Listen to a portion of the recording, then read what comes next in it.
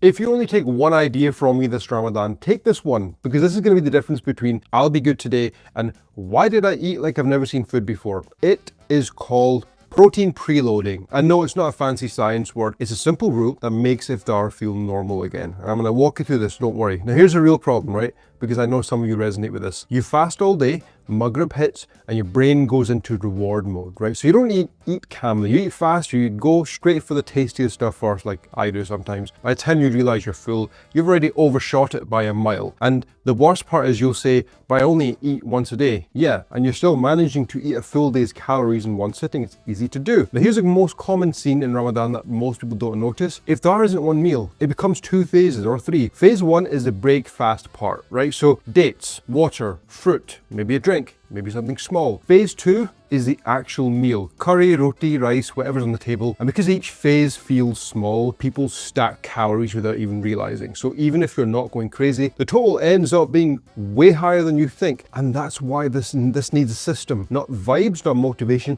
a system. And we use it with clients, and honestly it works tremendously well. Now, why does this actually happen? Well, fullness is delayed. It's not instant. Your stomach doesn't send a notification the second you start eating. It takes time for the stomach to stretch, for hormones to kick in, and for the brain to register, all right, we're good now. So if the first 10 minutes after Maghrib is you smashing like quick, easy calories like I did yesterday, your body can't catch up in time. You're basically outrunning your own appetite controls, all right? Now you're probably thinking, so what, am I just broken in Ramadan? No, you're just eating in the most hunger biased, temptation heavy time of the day, after hours of anticipation. And that's where the start of iftar matters more than the rest. Now here's a fix. So protein preloading basically is this. When you sit down for iftar, you don't start with the best bites. You start by eating a big chunk of protein first. Not all of it, but a solid 40 to 55% of the protein on your plate. So your stomach starts to fill up quite slowly, your eating speed drops, and your appetite stops acting like a bloody child in a sweetie shop. Now most people do the opposite, because they start with the fried bits of sauces, the bread, the rice, basically the stuff that slides down easy. And before the stomach has time to say like, I'm full, it's game over. So, because fullness is not instant, okay? Like this is a very hard thing for some people to understand. Your body doesn't need an email that says, hello, you're satisfied now. No.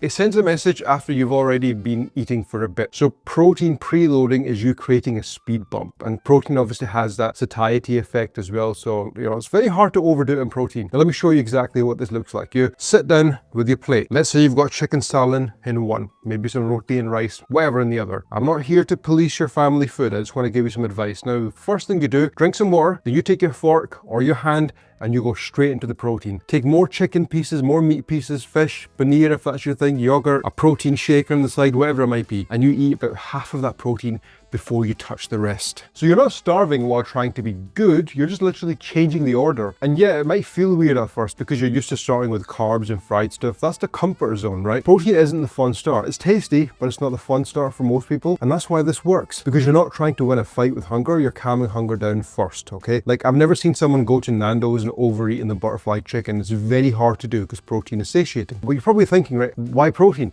Because protein is the most filling macronutrient. It slows down how fast you eat, and it helps you feel satisfied on fewer calories. Like that's just it. Protein is heavy food, right? It sits in your stomach, it tells your brain, we're fine, relax, right? Whereas like fried stuff, breaded, rice, sweet drinks, they go down fast and hunger doesn't switch off. It's very easy to overeat on chips. So protein tends to stop the, I need something else after this feeling, because if your iftar is basically pure carbs plus oil plus sugar, you'll be hungry very soon. You spend the rest of the night grazing like it's your part-time job, right? And this is why people say, I ate a massive plate and I still want dessert, still want snacks, still want tea and biscuits after. It's not that you're greedy. The meal you had just didn't anchor the appetite. It's probably the best way to think about it. Now, there's one mistake that ruins it, okay? The key detail most people mess up. Protein preloading only works if you don't treat it like an extra, and that's it. So if you protein preload and then still eat the same full plate after, you've done nothing. You've just added calories and called it a strategy. So here's a rule, right? 40 to 50% of your protein first, then you eat the rest of the plate normally. But you'll notice your portions naturally shrink because your appetite is calmer. So when you're taking food at the handy, try and take a bit more meat if you can. That's probably the best way to approach it. Another example is salads. Take a bit more of the meat if you can. That's an easy way to not overthink it. And if you don't notice it in the first day, don't panic. The first day you might still eat the same because you're on autopilot, but by day 2 or 3, I promise you the urge to keep picking and refilling calms down because you'll start to have that satiety effect and your body temperature heats up because of TEF. Now I'm going to give you an example. Example 1, roti and salad is on the table. Everyone's eating, you've got some chicken salad, whatever it might be. You don't start with tearing the roti like it owes you freaking money. You pick out the chicken pieces first. You eat a good chunk of them. Then you go into the roti and the rest. Now another example, fried starters, right? Classic. Samosa, pakore, spring rolls, and the usual suspects. You're telling yourself, I'll just have one. When you won't. Not when you're starving. You can't do that because I can't do that. So instead you preload protein first. A bowl of Greek yogurt, a few pieces of chicken, protein, pot tuna, whatever you have. Then you choose your fried item like a cam adult. Example 3, dessert. If you always want something after dessert, that's fine, but protein preload first and you'll want less dessert and you'll stop being able to, feel like you've been deprived of joy. This approach works. I've yet to come across anyone who has a lot of protein on their plate and they still want more food afterwards. I'll give you another one as well.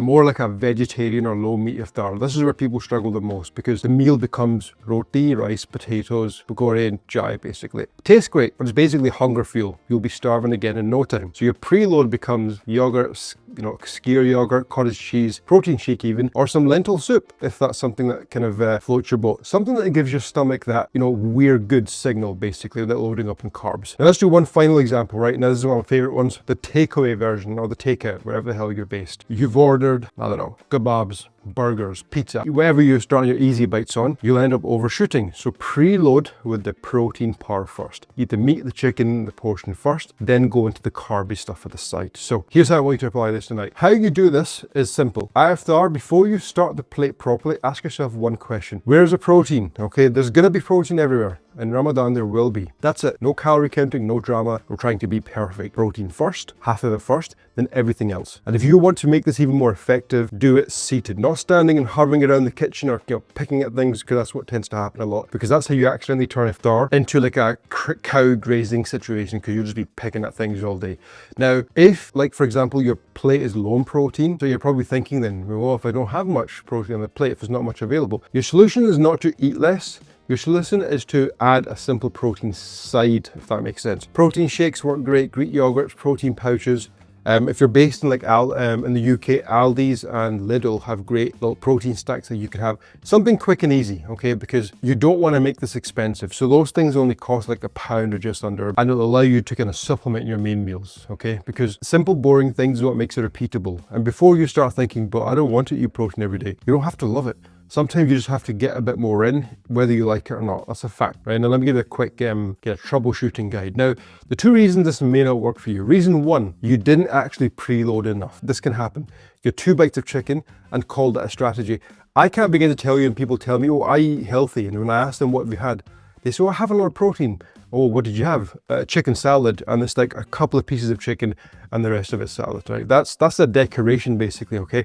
You need a proper chunk, around 40 to 50% of the protein you planned for that meal, okay? So a lot of people's idea of what high protein is kind of skewed. Reason 2 is liquids, right? If you're breaking your fast with sweet drinks and milkshakes and sugary chai, loads of juice, you've basically just front-loaded your calories that don't fill you up properly. So you hit that meal already having stacked calories, but you still feel hungry. That's why you feel like you can't stop. So keep it simple. Bit of water to break the fast, load up in protein in the rest of the plate. And what you'll notice in like 3 to 4 days on average is your iftar won't feel like a binge. I absolutely promise you. Okay, your cravings after the meal will drop, your portion sizes become easy to control, and your weight trend stops looking like a bloody heart rate monitor. So tonight, do not overcomplicate it. Sit down, water first, protein, 40 to 50% of it, and eat the rest. That's protein preloading. Very simple. I didn't make it up. I mean, I gave it a fancy word, but a lot of people already do this. And if you want like the next step, the thing that silently ruins Ramadan fat loss and when your portions look normal, it's invisible calories. I'll do that in another video, but just watch out for oils and sauces and that sort of thing. Okay, so hopefully you took some value from this and consider subscribing. I'll catch you guys in the next video.